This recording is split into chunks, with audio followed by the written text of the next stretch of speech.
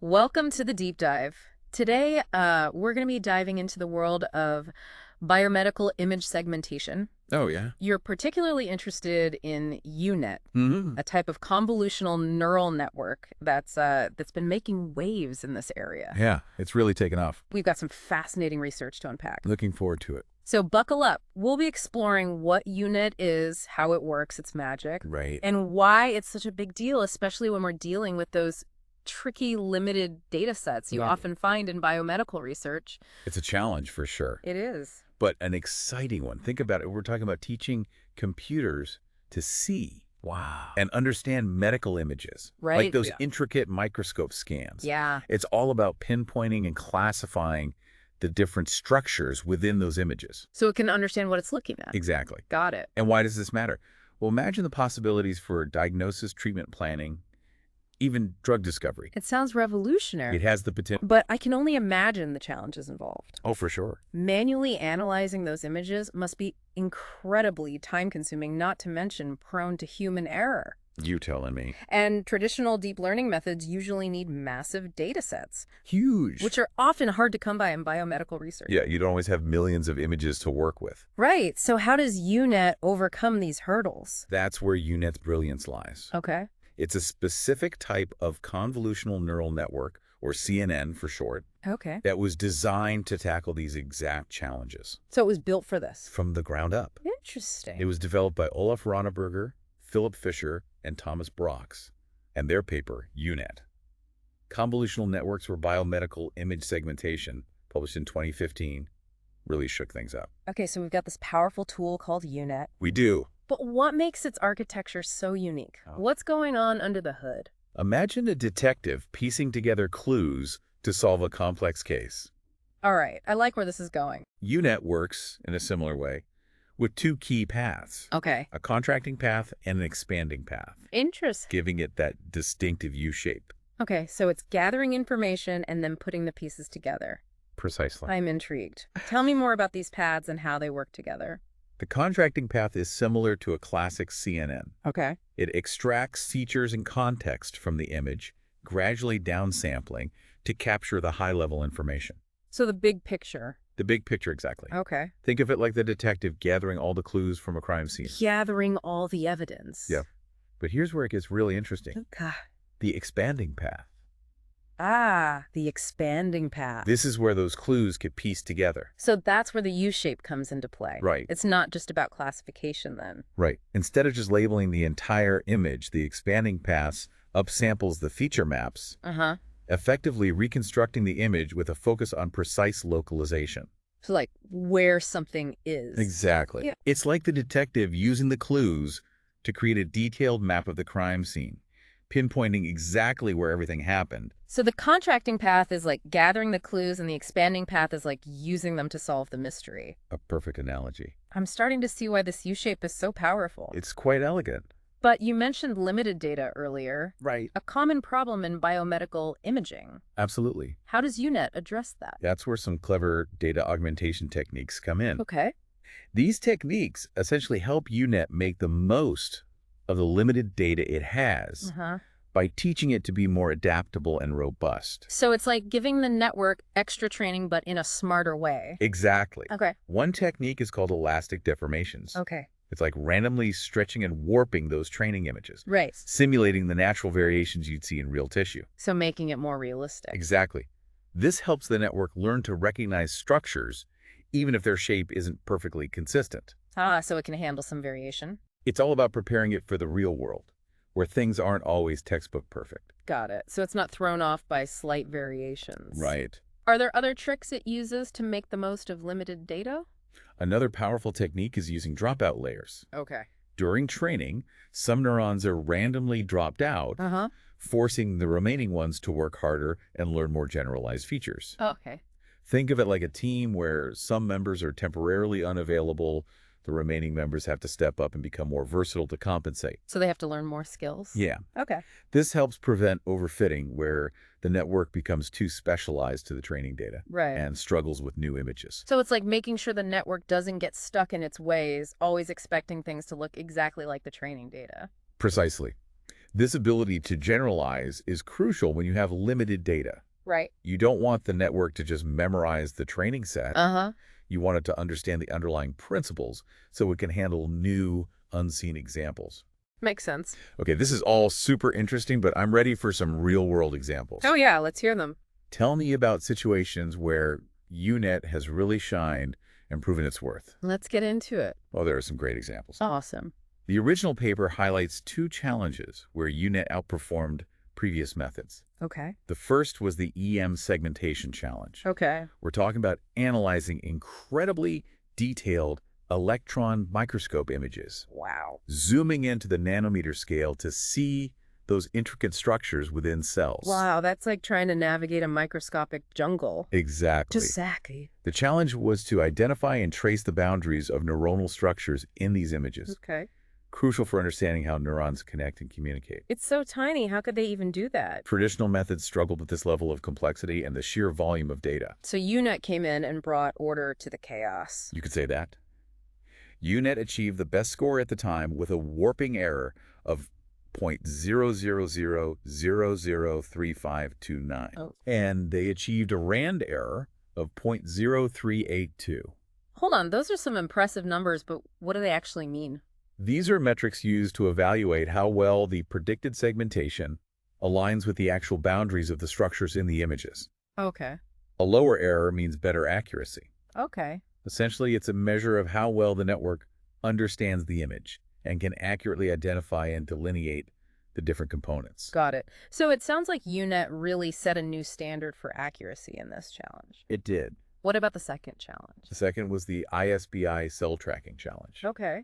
which focused on segmenting individual cells in light microscopy images. Okay. Now, this might sound simpler than electron microscopy, Right. but it has its own set of challenges. I imagine cells aren't always perfectly shaped or easy to distinguish, especially when they're clustered together. You're right. Cells can overlap, have irregular shapes. Yeah. And their appearance can vary based on the type of microscopy used. Oh, so they look different depending on how you look at them. Yeah, it's exactly. This challenge involved 2 data sets, PHC-U373, which used phase contrast microscopy, Okay. and DIC-HeLa, which used differential interference contrast microscopy. So 2 different ways of looking at them. Yep, so UNet had to adapt to different imaging techniques. So it wasn't just a one-trick pony. No, It had to be versatile and adapt to different types of images. exactly. How did it fare? It aced it. On the PHC-U373 dataset, it achieved an average IOU, or intersection over union, of 92%. Okay, I need a quick explanation here. Sure. What's IOU? Think of it like this. Imagine drawing a circle around a cell in the image. Okay. The IOU measures how much the circle you drew overlaps with the true area of the cell, as determined by experts. Okay. The closer the overlap, the higher the IOU, Okay. and the better the accuracy. Okay, so 92% is pretty darn good. Yeah, that's excellent. How about the DIC-HeLa data set? For that one, UNet scored an average IOU of 77.5%. Still impressive. Yeah, still very good. How did these scores compare to other algorithms? They were the highest by a significant margin. Wow. On the PHC-U373 dataset, the second best algorithm only achieved an IOU of 83%. Okay. And on the DIC-HeLa dataset, it was just 46%. Wow. UNet really blew the competition out of the water. It really did. It seems like it can handle a variety of challenges and consistently deliver accurate results, even with limited data. Right. It's clearly a game changer. It definitely is. The fact that it can adapt and perform well across these different tasks really speaks to its robust design and the power of those data augmentation techniques. Okay, let's step back for a moment and talk about why this matters to our listener. Right. Why should they care about UNet and its success? What's the big picture here? Well, we're talking about a potential revolution in biomedicine. UNet's ability to work with limited data and its impressive accuracy have huge implications. Oh, absolutely. Think faster, more accurate diagnoses, personalized treatments, and drug discoveries happening at a pace we've never seen before. Yeah, it's really exciting to think about. It's pretty mind-blowing. It's about breaking down barriers to scientific discovery. Right. Imagine researchers being able to tackle challenges that were previously considered impossible due to data limitations. Yeah, because they didn't have enough data. Exactly. UNet opens up a world of possibilities. Okay. I'm sold on its impact. Yeah. But before we get too carried away, I'd can we like. rewind a bit and dive deeper into those data augmentation techniques you mentioned? Yeah, let's do it. I understand they're key to UNet's success, but I'd love to understand the why behind them. Let's take elastic deformations, for example. Okay. It's not just about randomly warping the images. Right. It's about mimicking the real world. Yeah. Tissues in the body aren't perfectly uniform. Yeah. They have natural variations in shape and texture. Right. By applying these deformations during training, we're essentially teaching UNet to be less rigid, Okay. to recognize structures even if they're slightly stretched, rotated, or distorted. Okay. It's like training a detective to identify a suspect even if they're wearing a disguise. So it's about building robustness, making sure the network doesn't get thrown off by subtle variations that might occur in real-world medical images. Exactly. It's about preparing UNet for the unexpected, the messiness of real-world data. Okay. And dropout layers play a similar role, but from a different angle. Right. By randomly silencing some neurons during training, Okay. we're forcing the network to learn more generalized features.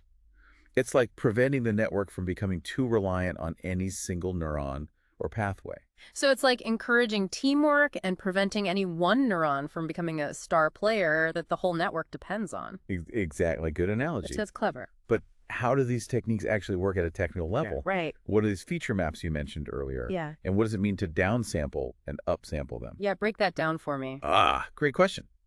Let's break it down. Okay. Think of feature maps as representations of the image that highlight specific features like edges, textures, or shapes. In the contracting path, the network gradually downsamples these feature maps, essentially reducing their resolution to capture the bigger picture, the overall context. So it zooms out. Exactly. Okay. It's like zooming out on a map to see the entire landscape. Okay, so it's getting a sense of the overall scene, Right. and then the expanding path upsamples those feature maps. Right. Upsampling is like zooming back in, Okay. increasing the resolution to reconstruct a detailed segmentation map, pinpointing the precise location of each structure. Right. But here's the key. The upsampling process in UNet isn't just about increasing resolution. It's about intelligently combining the high-level context from the contracting path with the fine-grained details from the expanding path. Oh, so it's taking the big picture and then adding the details. Exactly. Interesting. So it's like having a detective who can see both the forest and the trees, the overall context and the specific details. The perfect analogy. That's how it achieves such remarkable accuracy. Precisely. That's the beauty of the UNet architecture. Right. It's this clever combination of context and localization, Right. enabled by the interplay between the contracting and expanding paths. Right. That allows it to excel in biomedical image segmentation. It's fascinating how it all comes together. It really is. And you mentioned that UNet achieved impressive results in those challenges, even outperforming other algorithms that also use data augmentation. Yes. What sets UNet apart? Hmm. Is it just the architecture, or are there other factors at play? It's a combination of factors, Okay. but the architecture is certainly key. The U-shape, with its symmetrical contracting and expanding paths, is specifically designed to facilitate this seamless flow of information between context and localization. So the U-shape is important. Yeah, and while other algorithms might use data augmentation, they might not integrate it as effectively or have an architecture that's as well suited for this type of task. Sounds like having the right tool for the job, the right architecture, combined with the right techniques to really make the most of the data. Precisely. And remember, UNet was designed with biomedical image segmentation in mind. Right. It was built for this. Exactly. So its strengths align perfectly with the challenges of this domain. Okay, I'm starting to appreciate the ingenuity behind UNet, but let's talk about the practical side of things. Okay. The paper mentioned that training the network only took about 10 hours on an NVIDIA Titan GPU. Yeah. That seems remarkably fast, especially considering the complexity of the task. Yes, that was pretty groundbreaking back in 2015. And keep in mind, GPU technology has advanced significantly since then. Right. So training times have likely become even shorter. That's impressive. I imagine training some deep learning models can take days or even weeks. Oh yeah, it can be a very time-consuming process. So this shorter training time makes UNet more accessible for researchers. Absolutely. It allows for faster experimentation, more iterations, and ultimately more rapid progress. Got it. Researchers can test different variations of the architecture, Right. tweak the data augmentation parameters, and get results much quicker, which can accelerate the pace of discovery. And it's not just about speed, it's also about democratizing access to these powerful tools. For sure. Researchers who might not have access to massive computing resources can still leverage UNet for their work. Exactly. And the beauty of it is that UNet is open source. Wow. The authors made the full implementation, trained networks, and supplementary materials publicly available, fostering collaboration and driving innovation in the field. It's a great example of open science in action. It is. By sharing their work openly, they've empowered countless others to build upon their success and push the boundaries of what's possible with biomedical image analysis. It's about creating a community of researchers who can learn from each other, share their insights, and collectively advance the field. Now, speaking of advancing the field, where do you see UNet going from here? That's a great question. What are the exciting frontiers, the next big challenges that UNet could help us tackle? That's a great question. UNet has already proven to be incredibly versatile and adaptable, but I think we're just scratching the surface of its potential. One area that's particularly exciting is 3D image analysis. Okay. Imagine being able to segment and analyze complex 3D structures like organs or entire organisms. Wow, the whole thing. This could revolutionize fields like medical imaging, drug development, and even evolutionary biology. It's like taking UNet to the next dimension. Exactly. And with advancements in imaging technology, we're capturing more and more 3D data, so the need for tools like this is only going to grow. Absolutely. And another exciting avenue is integrating UNet with other deep learning techniques.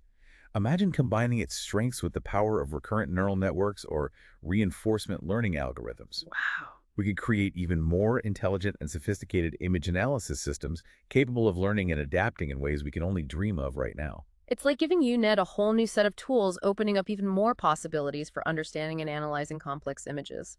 Precisely. And of course, there's the ongoing quest for improved efficiency and accuracy. Right, we can always make it better. Researchers are constantly exploring new data augmentation techniques, Okay. novel architectures, Yeah. and ways to optimize training processes. The field is constantly evolving, and that's what makes it so exciting. It's a reminder that we're still in the early days of this technological revolution, and the potential for groundbreaking discoveries is immense. I agree. But I'm also curious about the limitations of UNet. Sure. Are there situations where it might not be the ideal tool? Yeah, Or are there potential drawbacks we should be aware of? that's a very insightful question. Thanks. While UNet is incredibly powerful, Yeah, it's not a magic bullet. right. It's important to remember that it's still a deep learning model, and its performance depends on the quality and quantity of training data. So it's still limited by the data. So in a sense, yes. Right. If the training data is biased or incomplete, the model might inherit those biases or struggle to generalize to new situations. So it's crucial to be mindful of the data we use to train these models Absolutely. and to ensure that it's representative and unbiased. Garbage in, garbage out, as they say. Exactly. And another potential challenge is interpretability. Yeah, okay. Deep learning models, including UNet, can be black boxes. Okay. It's not always easy to understand why they make certain predictions, which can be a concern in critical applications like medical diagnosis. So you don't know how it gets there. Yeah, it can be difficult to understand the reasoning behind the predictions. Right. So it's not just about building models that perform well. It's Yeah. also about understanding how they work Yeah. and ensuring that we can trust their predictions. Right. It's a reminder that human expertise and critical thinking are still essential, even in the age of AI. AI can't do it all yet. Not yet, no. These models are powerful tools, but they're tools nonetheless. Right. It's up to us to use them responsibly and ethically, always keeping in mind the human element and the ultimate goal of improving lives. Well said. Now, before we wrap up our discussion on UNet's potential and limitations, Right. there's one more thing I wanted to touch on. Yeah. The paper mentioned that some algorithms in the EM segmentation challenge used highly dataset-specific post-processing methods. Yes. What does that mean, and how does it relate to UNet's performance? That's an interesting point. It highlights the fact that achieving top performance in these challenges sometimes involves more than just the core algorithm itself. Okay. Post-processing techniques can be used to refine the initial segmentation results. So they clean it up a bit. Exactly. Okay. Potentially squeezing out those extra bits of accuracy. So it's like adding an extra layer of polish, Right. fine-tuning the results to improve their accuracy. Exactly. And in some cases, these post-processing methods might be specifically tailored to the particular data set used in the challenge. Oh, so they're cheating a bit. Well, not cheating exactly, but they're using techniques that might not generalize well to other data sets. It's worth noting that UNet achieved impressive results Mhm. without relying heavily on these data-specific techniques, which speaks to its robustness and generalizability. So it can handle a variety of data. Yes, it's not limited to one specific type of data set. So while post-processing can play a role in achieving those top scores, it's not the sole factor determining success. Right. UNet's inherent strengths, its architecture and data augmentation strategies are what truly set it apart. Absolutely. It's important to have a holistic view and understand the interplay between different components, Mhm. the algorithm, the data, the training process, Right. and even post-processing techniques all contribute to the final performance. It's a reminder that there's always more to learn, more to explore, and more to optimize in this fascinating field. It's a journey of continuous discovery. But speaking of discovery, Yeah. there's one final thought-provoking aspect I wanted to share from the paper. Okay, let's hear it. The authors pointed out that even though UNet achieved remarkable results, there's still room for improvement, particularly in handling situations where the boundaries between structures are very unclear or fuzzy. Right, like when it's difficult to tell where one thing ends and another begins. It's Exactly. a tough problem. They suggest that incorporating techniques from Bayesian methods or conditional random fields could potentially enhance the accuracy in these challenging cases. That's an interesting idea. It could be a way to add more uncertainty modeling into the process, which might help with those fuzzy boundaries. So even with its successes, the quest for better, more nuanced segmentation continues. Absolutely. It's like they're saying, hey, we've made great progress, but let's not rest on our laurels. There's still more we can do. Exactly. And that's the beauty of scientific research. It's a never-ending journey of exploration and refinement. There's always another layer to uncover, another challenge to tackle. Well, I think we've covered a lot of ground today. We have. From the inner workings of UNIT's architecture to its real-world impact and the exciting possibilities that lie ahead, I feel like I've gained a whole new appreciation for this powerful tool. Me too. It's always fascinating to delve into the details and see how these seemingly abstract algorithms can have such profound implications for our understanding of the world, especially in a field as important as biomedicine. It's like we've taken a journey from the microscopic world of cells to the vast landscape of artificial intelligence and back again, all thanks to this remarkable algorithm called UNIT. It's a testament to the power of human ingenuity Yeah. and the interconnectedness of different fields of knowledge. Sometimes a breakthrough in one area can spark innovations and advancements in seemingly unrelated areas. It's a reminder that we should never underestimate the potential of curiosity and the drive to solve problems. Who would have thought that a tool designed for biomedical image segmentation could have such far-reaching implications? Absolutely.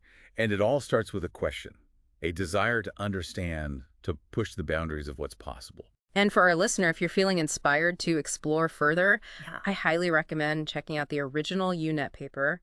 It's a surprisingly accessible read, even if you don't have a deep background in computer science. And remember, there are countless other resources available online, from blog posts and tutorials to interactive visualizations and open source implementations. The world of UNET is vast and constantly evolving, so there's always something new to discover. So keep that curiosity alive, keep exploring, and who knows, maybe you'll be the one to make the next breakthrough in biomedical image analysis. Or even beyond. Or perhaps in another field altogether. Thanks for joining us on this deep dive into the fascinating world of UNET. It's been a pleasure. Until next time.